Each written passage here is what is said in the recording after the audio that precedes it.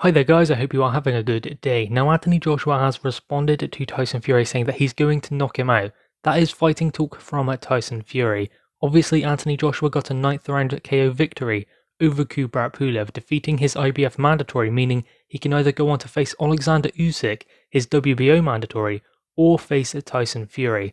Now that WBO situation with Alexander Usyk is one that is going to be quite difficult and could put things in the way of the Tyson Fury fight, dependent upon whether they are able to reach some kind of conclusion where Alexander Usyk waits or Alexander Usyk just gets to fight for the vacant title and Anthony Joshua relinquishes that title. It's not going to be the best thing to do because obviously Anthony Joshua has worked so hard for that belt. So he's not going to really want to relinquish a belt just so he can gain another one, but that green and gold belt is the one that he wants.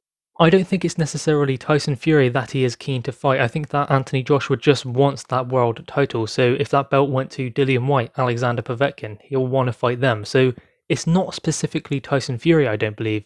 Anthony Joshua is after the world titles, but he wants to cement his legacy also. And the best way to do that is in there with Tyson Fury, the WBC world champion. Now, obviously Tyson Fury came out straight away and said that Anthony Joshua will not last in there with him, just like Deontay Wilder didn't, which is what we can expect from Tyson Fury. But Anthony Joshua has responded in the way that you would expect. This is what he had to say. That's good to hear, at least I can get him in the ring. That is what we want, right? So we are on the right track. I just wanted to fight, I was ready to fight anyone. I didn't want to do any interviews or speak to anyone. I just feel like this is just about me. I'm not in competition with anyone. I don't want to have to please anyone. I want to be myself, I want to be able to make mistakes. It is hard being underneath a microscope all the time. It is a lot of pressure, so I was in a mode where I was ready to fight everyone. Me and Pulev were still going at it after. So there we go, that is what Anthony Joshua has had to say about this Tyson Fury fight. And not just that, the fact that Tyson Fury says he's going to knock him out.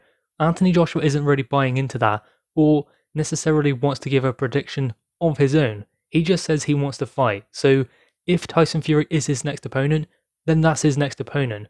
But there is currently a situation with Alexander Usyk, which means Anthony Joshua will have to either vacate or fight him next. There could be some way in which they say to Alexander Usyk, they fight Tyson Fury with the WBO belt on the line, then vacate the day after, then Usyk is free to go and fight for the vacant title. Whether they are able to do that or not is currently unknown because Eddie Hearn has previously said that is what he would like to do. In the event that Alexander Usyk is going to force his position, and in the event that Anthony Joshua still fights Tyson Fury. So clearly that Tyson Fury fight is the one that everyone wants to see, but it is still going to be difficult. Anthony Joshua has made it easier though by dealing with Kubrat Pulev. Now he moves on, it's just Alexander Usyk in the way of that fight. Whether they deal with that inside the ring or out of the ring is yet unknown, but the Tyson Fury fight is the one they are supposed to be heading towards, and they had previously agreed 2 fights in 2021. Even financial terms were agreed, 50-50 in the first fight, 60-40 in the second fight, favouring the winner. So that is usually the biggest stumbling block. So now that they have gone beyond that and Anthony Joshua has dealt with one of his mandatories, they should be closer. Now, the fight itself between Anthony Joshua and Kubrat Pulev I think started in the way that we could have expected, with both of them finding the jab, finding their distance, their range, and feeling one another out, but it did catch fire in the 3rd round. Anthony Joshua landed some clubbing shots to Kubrat Pulev, and you could see that the power was going to be too much for Pulev. What we also saw, I believe, is that Kubrat Pulev was unable to trouble Anthony Joshua. There were a few shots here and there that got through, but they didn't seem to trouble Anthony Joshua all that much. Then after the 3rd round, Anthony Joshua got back behind his boxing, didn't rush in like he has done previously in his career. Those are certain things that he has learned from the hard way, really, because Anthony Joshua has been in that situation where he's hurt his man, then he's gone after them. Klitschko, Andy Ruiz Jr., he's done it to both of them. In the Klitschko fight, he was able to pull through, but in the fight with Andy Ruiz Jr., he was unable to, so he had to do it again in the second fight. This time around, Anthony Joshua shown his maturity and his experience in there with Pulev.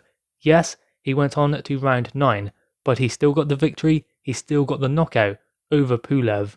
So can we take anything from that going into the Tyson Fury fight, or potentially the Tyson Fury fight? Does this mean that Anthony Joshua will be fighting a certain way against Tyson Fury. Not necessarily. I think that Anthony Joshua will have a tailored game plan to each specific opponent, and the weight that he comes in at for that fight will be tailored to his opponent, just as it was Kubrat Pulev and Andy Ruiz Jr. Anthony Joshua was light again in this Pulev fight, only 3 or 4 pounds heavier than the Andy Ruiz Jr. rematch, which I think is a good weight for Anthony Joshua. He's fast, he's light, he still has the power, but he has the engine to go through the rounds if he must. So I would imagine he would be a similar weight going in there with a Tyson Fury, but the game plan will be different. Now, Dillian Whyte said something very interesting after the fight. He said Anthony Joshua seemed to be caught between his styles. He seemed like he was fighting 3 different styles in there with a Kubrat Pulev. But the thing is, I think Kubrat Pulev is a very awkward opponent, cagey and unconventional. So I think that what Anthony Joshua was doing was finding his range, finding his distance, finding the punches that would land, and he was using that jab to the body to keep Kubrat Pulev at bay. So I don't think Anthony Joshua was necessarily caught between 2 minds on whether to step on the gas and take Kubrat Pulev out, or stick to his boxing. I think what he was actually doing was sticking to his game plan, which was keep that jab to the body and feint often also. That is what Anthony Joshua done to try and make Kubrat Pulev commit. Then he could land some counter shots, like those uppercuts that he landed. They were brilliant and very effective to Kubrat Pulev. So it was a game plan. It wasn't necessarily like Anthony Joshua was caught between styles, but that is what the game plan needed him to do. He had to carry that out in order to beat Kubrat Pulev. So that is what the game plan required him to do in there with Pulev. The game plan will be different though when he gets in there with Tyson Fury. Let's hope that that is the fight that happens next. I think that the fight will happen. I don't know whether it will happen next, but it will definitely happen in 2021. Whether Usyk is the guy that Anthony Joshua fights next in May, and then Tyson Fury in November, December, but there will be a Tyson Fury fight next year, I would believe, because the demand is too high, and I think that the fighters are continuously saying they want this fight. That is the most positive thing. If the fighters want to fight, then the fight happens. The proof of that is Deontay Wilder's situation with Tyson Fury. Why did the fight not happen? You have to wonder that. Whereas with this particular fight, both the fighters want it, so the fight should happen. Guys, anyway, what are your thoughts on this?